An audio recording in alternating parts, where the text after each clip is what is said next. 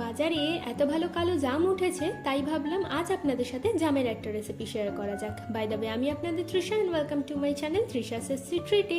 আর আজকে আমি বানাচ্ছি জামুন শট। তাহলে চলুন শুরু করা যাক। জামুন শট বানানোর জন্য আমি এখানে 200 গ্রাম কালো জাম নিয়েছি। এবার এই জামগুলোর থেকে দানাগুলোকে আমি ছাড়িয়ে নেব।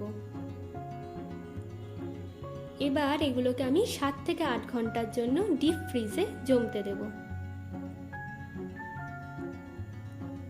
এবার আমি একটা মিক্সির জার নিয়েছি। এবার এর মধ্যে আমি প্রথমে জামগুলোকে দিয়ে দেবো।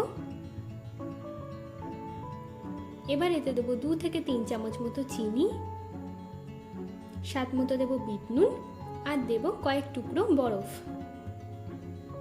এবার এটার একটা ভালো করে পেস্ট বানিয়ে নেব।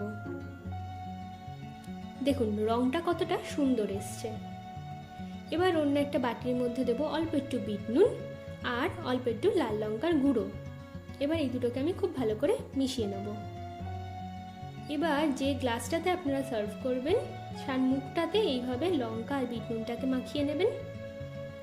চলুন এবার শর্টগুলোকে সার্ভ করা যাক। আমার ভিডিওটি যদি আপনাদের ভালো লেগে থাকে তাহলে প্লিজ একটি লাইক করবেন, প্রচুর প্রচুর শেয়ার করবেন, আর এই রকম আরও ভিডিও পেতে আমার চ্যানেলটিকে সাবস্ক্রাইব করবেন। টাটা।